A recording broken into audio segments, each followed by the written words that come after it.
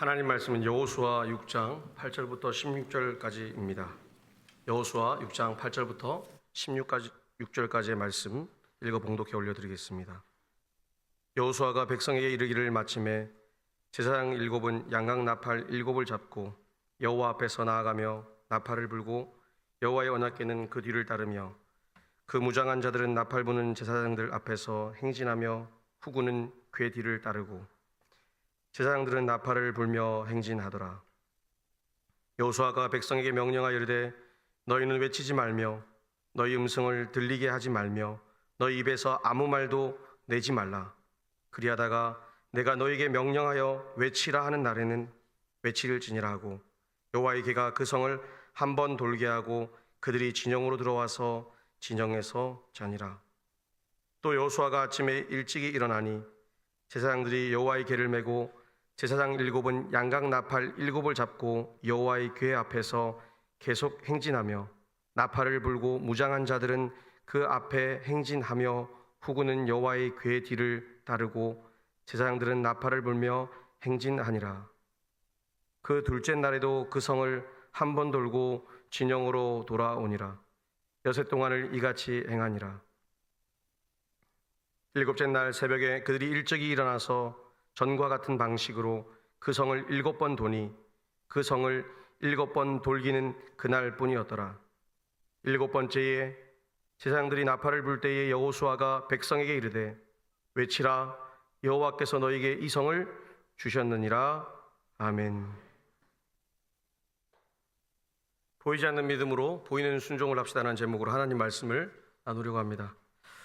세상은 우리에게 참 많은 것을 강요하는데 특별히 우리에게 보이는 것에 집중하도록 우리의 인생을 잘 조종하고 있습니다. 우리 또한 보이는 것에 집착하고 또 보이는 것이 잘 성취되었을 때 우리의 인생이 잘 산다고 생각합니다. 여러분 어떠신가요? 보이는 것이 많을 때 그것은 아마 우리에게 어쩌면 한편으로 굉장히 위안이 되고 좋은 것이지만 또 어떤 영적 가치를 잘 모른다는 점에서 또 한편으로는 우리에게 어려움을 주기도 하고 죄가 될 때가 있습니다. 오늘 많은 대한민국 사람들이 보이는 것에 집중해 있습니다. 그래서 우리 한국 사람 사회를 향해서 외적 인정의 강박에 쏘인 그런 사회라고 얘기합니다. 외적 인정. 외적 인정. 겉으로 보이는 것, 돈, 재산, 학력, 명예, 권력에 집착한 우리의 사회를 향해서 이것에 대한 인정의 욕구에 목말라 있는, 그래서 강박 증세가 있는 사람들이라고 평가를 하고 있습니다. 이 말을 동의하십니까? 아니면 말도 안 되는 소리를 하십니까? 한번 잘 가슴에 손을 얹고 생각해 보십시오. 나는 어떤 사람인가? 나는 인정에 얼마나 목말라 있는가? 우리 그리스도인이 가장 심하다고 그래요. 우리 그리스도인들이 우울증도 많고 그런 이유가 인정에 너무나 목말라 있기 때문에 우리가 영적으로나 내적으로 외적으로 이런 인정에 목말라 있기 때문에 이런 강박 증세에 가장 많이 쌓이는 사람들이 한국 기독교인들이라고 합니다. 아마도 여기 앉은 여러분들 가운데 알게 모르게 나는 고백할 수 없지만 인정에 대한 욕구에 많이 목말라 있다는 겁니다. 2014년에 데이비드 지와이그라는 분이 인비저블이라는 책을 썼습니다. 인비저블, 보이지 않는 것, 보이지 않는 사람, 이런 것들을 통칭하는 용어인데 여기서 무슨 얘기를 하고 있냐면요, 이 책에서 보이지 않는 사람들에 대한 이야기를 얘기하고 있어요. 보이지 않는 것. 그들은 보이지 않는 가치를 위해서 자신의 삶을 헌신하고 인생을 허비한다는 겁니다. 제가 허비라는 말을 써서 그분들에게 죄송하지만 그렇게 낭비하면서도 그들의 인생은 복되게 살아가고 내적 만족감이나 직업적 성취감은 대단히 높다는 겁니다. 오늘 한국 사회의 많은 젊은이들 뿐만 아니라 우리의 40대, 50대들이 자신의 가정과 직장을 만족할 수가 없다라고 말하고 있습니다. 10명 중에 7명 이상이 그렇게 얘기를 해요. 나의 직장을 만족할 수 없다. 근데 그리스도인에게 조사해 보니까 더 높습니다. 10명 중에 한 9명 정도는 기대치가 높으니까 만족하지 않는 거예요. 한편으로는 되게 좋은 것 같지만 또 한편으로는 되게 부담스럽고 좋지 않은 마음입니다. 우리의 인생을 살아가면서 우리는 그리스도인, 보이지 않는 사람들이에요. 보이지 않는 사람들.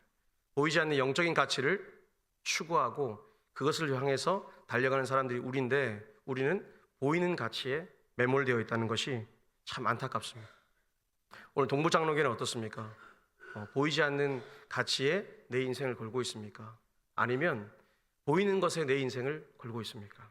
오늘 말씀을 통해서 우리가 세상의 편견, 세상에 우리를 어떻게 바라보고 있습니까? 말 많고 이기적이고 욕심 많고 지들밖에 모르는 못된 사람들이라고 세상이 이제는 포기한, 그죠? 그래서 젊은이들이 이렇게 얘기를 하더라고요. 개도 포기한 동네가 옛날에는 개포동이라고 했거든요. 개도 포기한 종교가 뭐냐? 기독교라고 그럽니다. 참 웃으면서, 한편으로 웃으면서 마음 한편으로는 너무나 안타까운 우리의 상황을 바라보고 있다는 겁니다. 저는 우리 동부교회가 이 여리고성 전투의 이야기를 통해서 인비저블, 보이지 않는 가치, 믿음, 이것을 갖고 사시는 복된 성도가 되시길 축복합니다.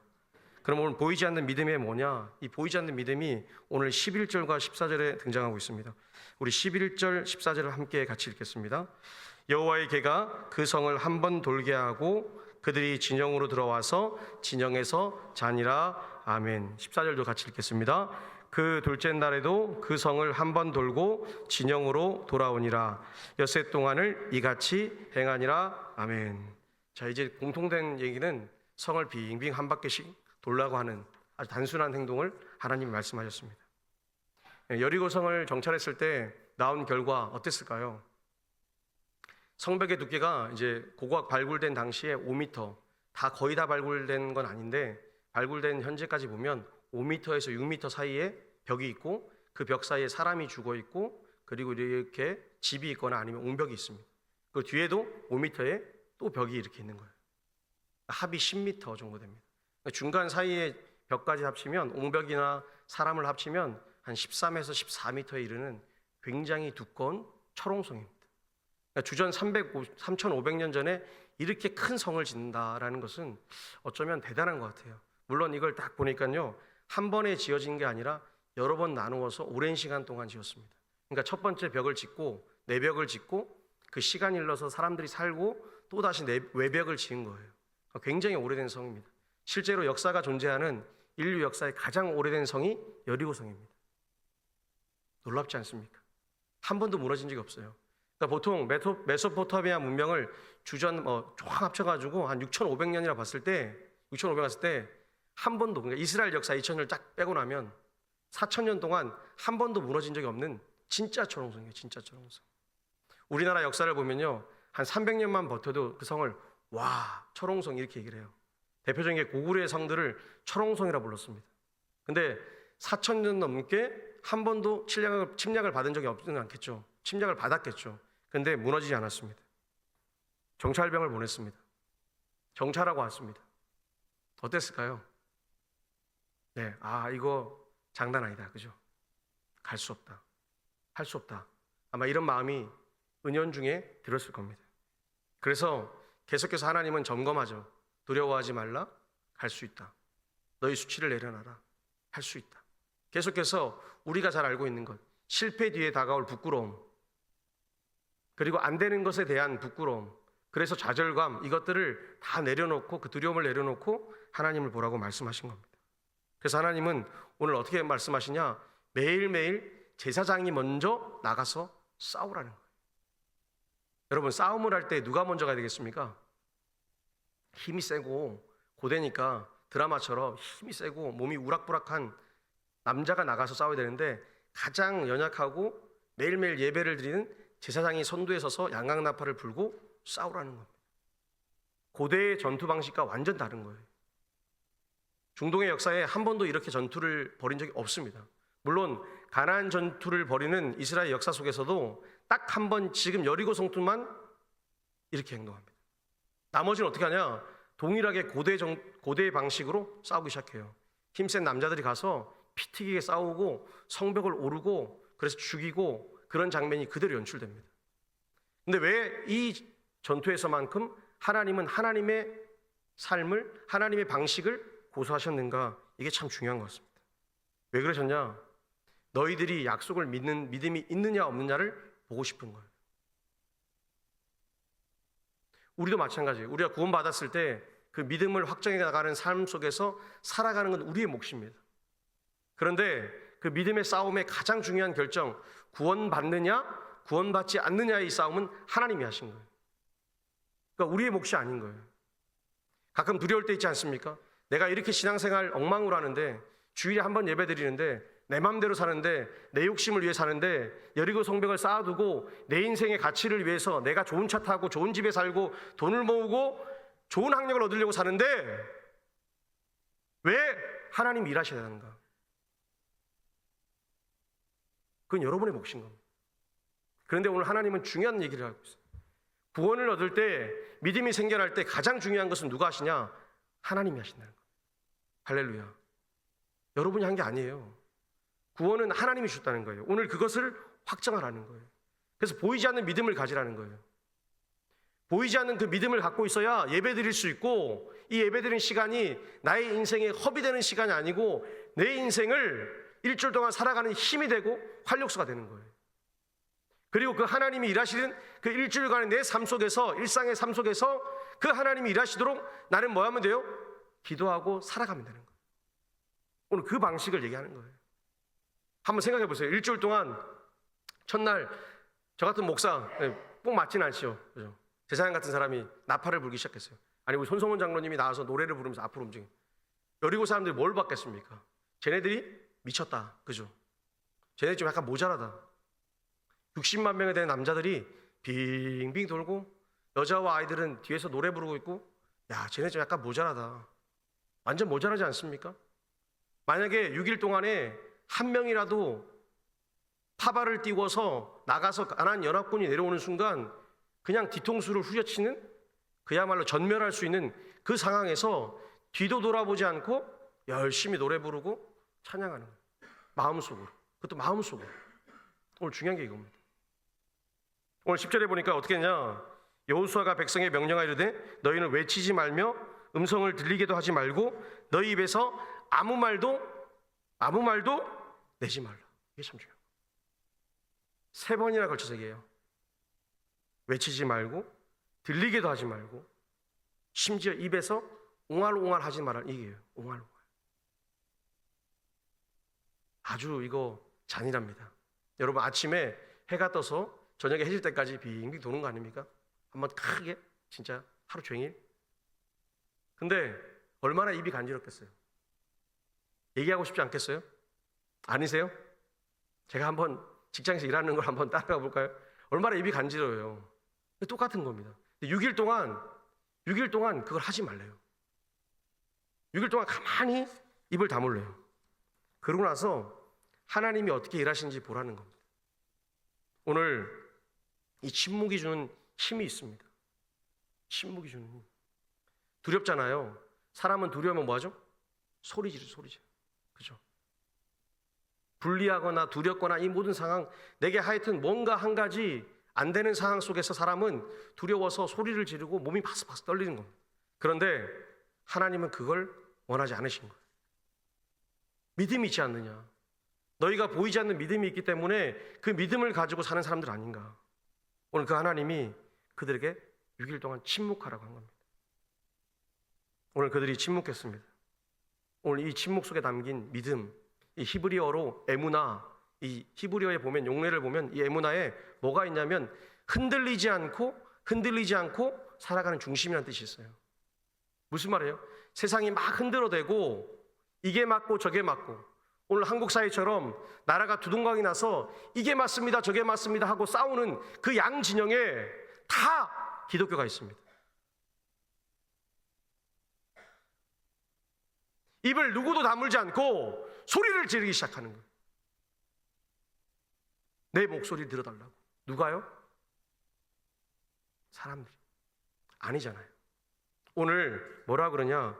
이 흔들리는 세상 속에서 침묵하여 하나님이 일하실 때까지 기도하고 묵묵히 나가면 마지막 7일째에 그 하나님이 외치라 할 때, 외칠 때 하나님이 반드시 승리하게 해주신다는 겁니다. 오늘 우리가 그런 사람들이에요. 이 얼마나 멋있습니까?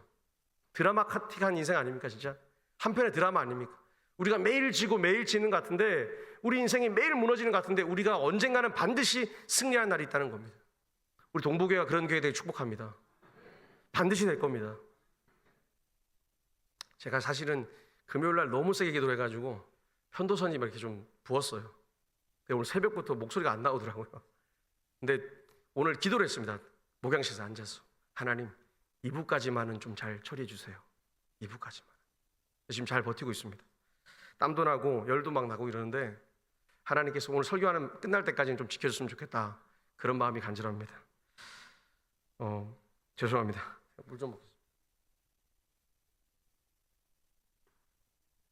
그럼 이 침묵의 힘이 우리에게 어떻게 나타나느냐? 이스라엘 백성도 이걸 잘 알고 있었습니다. 몰랐으면 지키지 않았어요. 근데 출애굽기 14장 14절에 이렇게 말씀하세요. 여호와께서 너희를 위하여 싸우시리니 너희는 가만히 있을지어다. 아멘. 하나님이 싸우시도록 기다린 거예요. 네, 여러분, 그 인류 역사를 보면 이 역사학자들이 생각을 하고 판단하고 책을 보고 분석하잖아요. 그러면 이집트라는 거대한 제국 속에 이 히브리인들이 얼마나 살았을까 보니까요, 대략 15% 정도 살았다고 합니다. 근데 이 이집트 제국 안에 얼마나 많은 부족이 있었냐면 수십 개의 부족이 살던 연합국이에요. 연합국. 그러니까 상 이집트와 하 이집트도 분단된 나라였습니다. 그래서 왕조가 왔다 갔다 해요. 그래서 수많은 왕조가 왔다 갔습니다. 그러니까 출애굽 당시에도 18번째 왕조가 생겨서 역사를 바꾸고 하는 그런 시대였습니다. 소위 힉소스 왕조. 하여튼 중요한 건 뭐냐면 이렇게 많은 부족 중에 히브리인이 적지가 않은 거예요. 열받으면 뭐 해야 되겠어요? 엎어야 되잖아요. 근데 자기들은 안 엎고 침묵하고 왔습니다. 그리고 싸우는 장을 수 있는 이 장면에서도 그들이 무기가 없었지만 60만이라는 어마어마한 남자를 뒀는데 60만 명 정도면 와 하고 달려가도 엄청난 일이 일어납니다. 제가 한번 얘기하지 않았습니까? 강원도 인제에서 30만 명 가까운 중공군이 와 하고 내려오는데 우리 한 6만 명의 육군이 총을 못 쐈습니다. 총을. 놀라 자빠져가지고요. 깽가리 치고 내려오는데 현대전에서. 왜요? 깽가리 치고 30만 명이 한석산에서 이렇게 막 내려오는데 놀라 자빠진 거예요. 현대전인데 총으로 땅 쏘면 되는데 그게 안 되는 거예요. 하물며 주전 1450년 그러니까 3500년 전에서 싸우면 어떻게 했어요? 가서 그냥 소위 몸빵으로 그냥 치고받아도 이길 수 있는데 그러지 않고 모세가 말하지 않습니까? 너희는 하나님 말씀대로 가만히 있을지라. 울분을 터뜨리고 막 주먹 쥐고 싸운 게 아니고 앉아서 하나님께서 하실 일을 바라본 거예요. 그랬더니 하나님은 어떻게 하셨죠? 두려움과 불안을 제거하시고 큰 일을 보여주시는 거 아닙니까? 그게 홍해를 가르신 하나님 아닙니까? 우리가 말씀을 듣고 믿고 의지하여 가는데 홍해의 그 기적을 바라보면서도 예수님의 기적을 바라보면서도 우리는 계속해서 의문과 의심과 불안 속에 살아가고 있습니다. 그래서 많이 불안할 때가 있습니다. 왜 하나님이 이렇게 해주셔야 되는데 안 해줄 때 답답하시죠. 사실 그 답답함이 얼마나 많이 밀려옵니까? 근데 오늘 하나님은 끝까지 기다리라고 말씀하십니다. 오늘 우리가 잘 아는 말씀 히브리서 11장 1절에서 믿음은 바라는 것들의 실상이요 보이지 않는 것들의 증거라고 말씀합니다. 그죠? 바라는 것. 여러분들 다 바라는 게 많잖아요. 근데 그게 실제로 이루어지는 것은 하나님 안에서 이루어진다는 겁니다. 그 하나님께서 우리의 보이지 않는 믿음을 원하고 계세요. 그 보이지 않는 믿음이 우리를 보이는 순종으로 나아가게 하기 전에 가장 중요한 것은 우리의 입술을 굳게 다물고 하나님이 하실 일 향해 기도하라는 겁니다. 우리가 기도할 때 하나님은 일하기 시작합니다. 할렐루야. 그 하나님이 침묵하고 기도하는 교회, 기도하는 성도, 기도하는 사람을 위해서 지금 열심히 찾고 그 교회를 향해서 은혜를 주시는 거예요. 그 교회를 향해서 그 하나님이 오늘 그 신뢰의 믿음을 향해서 바라보시고 그들이 무엇을 원하고 이 땅을 어떻게 살아갈지를 이렇게 눈여겨 바라보고 계신다는 겁니다. 그리고 가장 결정적인 순간 오늘 우리가 읽은 마지막 16절에 그 7번째 날에 세상의 나팔을 불 때 여호수아가 백성에게 외치라고 하니까 그때 뭐라고 고백하느냐? 이 성은 미리 이미 과거에 약속대로 주셨습니다라고 고백하는 겁니다. 오늘 우리에게 승리가 주어져 있습니다. 할렐루야. 우리의 승리는 십자가의 예수님이 이미 승리한 그 승리를 우리가 살아가는 거예요. 그래서 마귀가 우리를 괴롭힐 수가 없어요. 이길 수가 없어요. 세상도 우리를 이길 수가 없어요. 그런데 우리는 세상의 가치로 싸우고 세상의 가치를 바라보고 세상의 기준대로 살려고 하니까 매일 이리 쳐이고 저리 쳐인 거예요. 치이는 삶이 되는 거예요. 승리하고 기쁜 삶이 아니고 매일 비교당하고 비교당하는 거예요. 여러분 어디까지 올라가고 어디까지 살아야 행복할 것 같습니까? 세계 최고의 부자가 지금 미국에 사는 이상한 분 아닙니까? 일론 머스크. 제가 이상한 분이라 죄송합니다. 근데 그분이 참 특이한데, 그분이 얼마만큼 더 가지고면 부자가 될까 자기가 뭐라고 했는지 아십니까? 물론 공식적인 얘기를 하지 않고 유튜브에서 얘기했는데, 자기는 우주까지 나가서 화성이나 달을 그곳에서 자원을 채취하고 관광을 하고 경영을 누리는 그 삶까지, 그 모든 것을 통제하는 게 자신의 꿈인 거예요. 이게 인간의 욕망인 거예요. 지금도 세계에서 가장 부자 아닙니까? 가장 많은 것을 가졌어요. 여러분이 들으면 깜짝 놀래고, 거기 조금만 우리 주면 요거 다 바꿀 수 있습니다. 조금만 주면 됩니다. 1%도 아니고요, 0.000 한 1% 정도 주면 됩니다. 그런 사람이 그 안에 든 건 욕심이라는 거예요. 욕심. 우리는 믿음을 가진 그리스도인입니다. 세상이 아무리 아우성되고 세상이 아무리 무너졌다 하여도 우리는 그대로 사는 게 아니라 오늘 16절 말씀처럼 그대로 살아가는 것. 하나님 말씀대로. 이것을 한자어로 표현하면 순복입니다. 순복. 따를 순에 엎드릴 복자. 따르고 엎드려야 되는 거예요. 누구한테요? 하나님한테만. 지금 세상에 엎드린 사람 있잖아요. 세상의 가치에 매몰돼서 열심히 세상에 땀을 흘리고 살아가는 사람이 있어요. 성도들 중에도 성도가 아니라 세상에만 땀을 열심히 흘리고 살아가는 사람이 있어요. 물론 제가 그랬죠. 6일 동안은 하나님의 마음으로 열심히 사세요. 그러나 살아가는 순간순간마다 내 힘으로 안 될 때가 있어요. 여리고의 성벽을 만날 때가 있어요. 그 성벽 앞에서 정찰하고 측량하고 올라갈 것 사다리를 만들고, 아니요, X입니다. 우리는 기도해야 됩니다. 침묵해야 돼요. 하나님, 장애물이 있습니다. 제 힘으로 안 됩니다. 침묵하고 싶어요. 세상이 자꾸 저를 유혹하네요. 그리스도인이 아니라 저를 불신자처럼 살아가라고 유혹하고 있네요. 그때 우리는 하나님께 외쳐야 되는 거예요. 하나님 외치라 할 때 때가 되면 외치면 됩니다. 오늘 그 하나님이 우리에게 말씀합니다. 너희들 할 수 있다. 여러분, 우리는 할 수 있습니다. 어제가 3.1절이었습니다. 3.1절. 그렇죠? 3.1절 뭐 하는 날입니까? 광복을 준비하는 독립운동한 날이죠. 우리나라가 처음으로 1919년에 상해 임시정부를 만들기 전에 독립운동을 시작했습니다. 참 우리 민족은 참 고통받으면 잘 합치는 것 같아요. 특별히. 그렇죠? 잘 뭉치는 것 같아요. 대단한 것 같아요. 이때 파고다 공원에서 33인이 독립선언문을 낭독했습니다. 33인 중에 16명이 기독교인이었습니다. 물론 장로교랑 감리교였습니다. 여러분 자랑스러워 하셔야 돼요. 할렐루야. 우리 장로교가 그 일을 했습니다. 당시에 가장 많은 종파가 어디냐? 불교입니다. 지금도 우리나라에서 가장 큰 종교는 불교입니다. 부산에 가면 범어사, 부처님 오신 날 등록 신도가 모이는데 한 120만에서 150만이 모인답니다. 안 믿기시면 그날 갔다 오셔도 됩니다. 120만이 모여요, 부산에. 합천 해인사, 제가 경상도에 살았지 않습니까? 해인사도 80만에서 120만입니다. 그런 사람이 모여요, 부처님 날 오신 날요. 어마어마합니다, 진짜. 거기만 그렇습니까? 하동 쌍계사. 제가 왜 얘기할까요? 그렇게 많은 절들이 경상도에 있습니다. 그리고 반대편에 전라도 지역에는 동학 농민전쟁 치른다고 절이 많이 좀 불탔습니다. 왜? 절이 나라랑 손잡고 선하지 못한 일을 했습니다. 그랬더니 뭐예요? 양인들이 화가 났죠. 그죠? 그래서 뭐부터 불태웠습니까? 관아가 아니라 절을 불태웠어요. 그래서 절이 많이 없습니다. 생각보다. 그래서 거기는 천도교가 있습니다. 이 세 개의 종교가 하나가 되는데 가장 선두에 서서 일을 했던 분이 누구냐? 기독교인 길선주 목사입니다.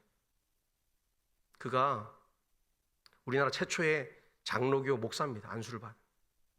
그러고 나서 그들을 하나로 모아서 나라의 독립을 위해서 우리가 먼저 독립선언을 합시다 했습니다. 유학자도 보냈고요, 양반들한테도 보냈고요, 왕족들한테 보냈습니다. 편지를 다. 어떻게 대답했을까요? 왕족들은 몸을 살아야 되겠습니다. 양반들은 지금은 때가 아닙니다. 이렇게 얘기를 했어요. 무슨 때가 아닙니까? 그죠? 너무 중요한 시기인데. 그리고 우리 충청도에 사는 한 여인네가 일어났습니다. 결혼도 안 한 처녀가 일어났죠. 우리가 잘 아는 유관순입니다. 우리 유관순은 잘 압니다. 그죠? 그런데 유관순 아버지하고 어머니가 더 대단합니다. 아버지 유중권과 이소재라는 어머니가 기독교 신앙을 매일 가르쳤습니다. 어릴 때부터. 그리고 이분들이 딱 트인 분이셔요. 아주 열린 분이세요. 그래서 이때 당시에 드물게 여자를 어디냐, 이화학당에 공부시키러 보내신 거예요. 대단하지 않습니까? 굉장히 개방적인 분이시죠. 또 감리교 신자예요. 매봉 감리교에 다니셨어요. 이 할아버지도 믿음의 시작을 알린 유윤기라는 분이세요. 믿음으로 보이지 않는 가치로 자녀를 키우니까 그 자녀가 한 민족의 영웅이 되는 거예요. 그리고 그 한 여인 때문에 우리 기독교가 아무리 나쁜 짓을 많이 하고 못돼서 욕먹어도 그래도 이 유관순 때문에 우리가 가끔은 어깨 필 날이 있다는 겁니다. 얼마나 위대한 삶을 사셨습니까? 이 여자의 삶은, 이분의 삶은 딱 하나지 않습니까? 장터에서 대한독립 만세 외치고 그렇게 고초당하다가 돌아가셨습니다. 오늘 우리의 삶의 믿음의 가치가 어디에 있습니까? 보이지 않는 것을 향한 그 생명을 건 삶이 우리 안에 있어야 될 줄 믿습니다. 서두에 말한 데이빗 즈와이거의 책에 보면요, 생명의 가치, 보이지 않는 가치를 걸었던 사람들의 삶이 나오는데 항공 관제사 얘기가 나옵니다. 우리 무안공항에서 관제사는 뭘 봅니까? 이 모니터를 봅니다. 모니터를 바라봐요. 왜? 항공기의 궤적을 모르니까 받아가지고 모니터를 움직이는 그 점 같은 걸 계속 바라봅니다. 그런데 선진국에 보니까요, 이 생명의 가치를 둔 미국의 공항의 작은 공항, 무안공항처럼 작은 공항에 근무하는 사람들은 뭘 보냐 하면 바깥을 바라본대요. 밖에 새가 부는지, 아니면 갑자기 눈이 내리는지, 비가 내리는지, 새가 와서 혹시나 생각 못한 일이 있을까 봐 그것을 바라본다는 거예요. 언제? 랜딩할, 착륙할 때, 이륙할 때. 그래서 비행기가 보면 여러분 타보셔서 아시잖아요. 비행기가 쫙 가서 이렇게 전투기처럼 그냥 내려오면 되는데 전투기는 그냥 내려오거든요. 근데 비행기는 어떻게 해요? 일반 비행기들은 쭉 한 바퀴를 돕니다. 왜? 나쁜 것이 없는지, 혹시 미끄럽진 않는지, 이걸 다 알려서 항공 관제사가 오케이 내려오세요라고 사인을 주면 그때 기장은 내려가는 겁니다. 아마도 그때도 컴퓨터 모니터 딱 바라보고 관제사는 얘기했을 거 아닙니까? 내려오세요. 그죠? 했을 겁니다. 저는 관제사 얘기를 욕하고 싶은 게 아닙니다. 우리의 믿음이 똑같다는 겁니다. 목사님, 저는 제일 잘하고 있는데요. 목사님, 저는 제 거 진짜 잘하고 있어요. 하나님께도 그렇게 얘기하죠. 근데 하나님은 눈을 살짝 돌아보면서 네 중심과 진짜 네 삶의 속을 나한테 보여달라는 겁니다. 여러분, 우리가 한 주간 동안 얼마나 한 주간 동안 하나님께 부끄럽게 살았습니까? 우리의 평생 동안에 하나님께 눈을 들어서 하나님 나 좀 보세요 라고 당당히 눈을 뜨고 말할 수 있겠습니까? 저도 없습니다. 근데 그 하나님이 예수 그리스도를 통해서 우리에게 은혜를 베푸셨습니다. 근데 우리는 그 은혜를 마음껏 받은 그리스도인이라고 불리는 사람들입니다. 오늘 나라가 이렇게 좌우로 갈리고 또 교회가 어렵고 힘든 상황 속에서 우리가 해야 될 가장 중요한 일이 뭐냐? 기도해야 될 줄 믿습니다. 여러분의 입을 굳게 다물고 기도할 때는 정말 크게 안방에서 하나님 살려주십시오라고 외치십시오. 그래야 지금 이 골든타임이 넘어간 이 한국교회가 마지막으로 붙들 수 있는 것이 기도밖에 없습니다. 제가 금요일날 목이 찢어져라 기도해가지고 목이 진짜 찢어졌어요. 아침에 보니까. 네. 진짜 찢어져라 기도했거든요. 안타까워요. 지금 동부교회가 여러분 좌우를 한번 바라보세요. 여러분의 상황 속에서 과연 우리 동부교회가 나갈 길이 뭐냐? 생각해보니까 기도밖에 없어요. 침묵하고 기도하는 거예요. 그리고 그 기도의 삶을 우리가 나누는 거예요. 그렇지 않으면 이제 앞으로 이건 제가 장담할 수 있어요. 한국교회는 서서히가 아니고 빙산이 빨리 녹듯이 사라져 침몰할 겁니다. 오늘 우리 동부교회가 기도하기 원합니다. 우리가 함께 기도해서 우리 교회도 살리고 주변의 많은 교회도 살려내는 우리 복된 귀하고 복된 교회가 되기를 축복합니다. 우리 가정도 살아나기를 축복합니다. 오늘 결단의 찬양을 좀 했으면 좋겠어요. 우리 아까 부른 찬양인데 세상의 시험이 다 찾아와도 그죠? 세상의 찬양하면서 우리가 마음을 좀 다잡았으면 좋겠습니다.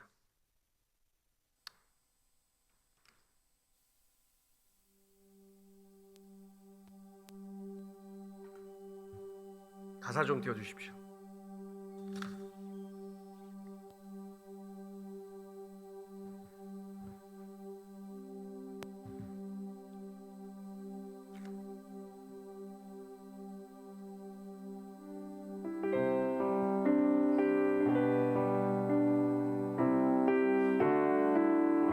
오늘 찬양하면서 내 인생의 유혹들 많잖아요. 다 물러가게 해주십시오. 할렐루야.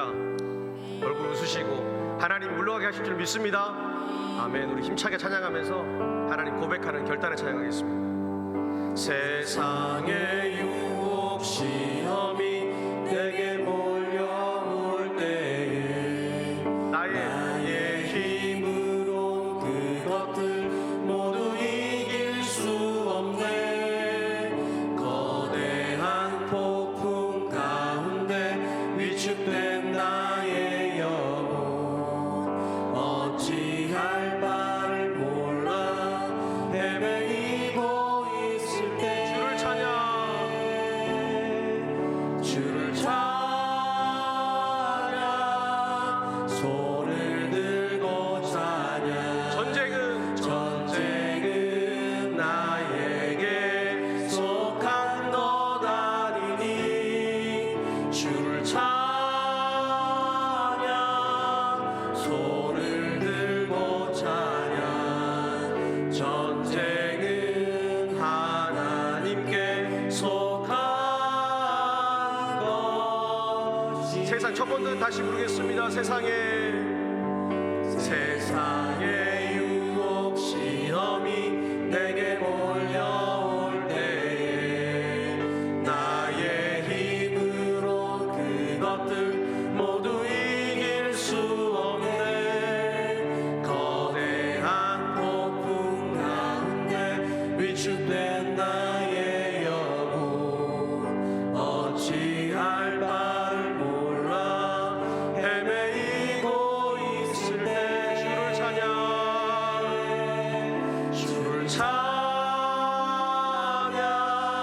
손을 들고 찬양 전쟁은 나에게 속한 것 아니니 주를 찬양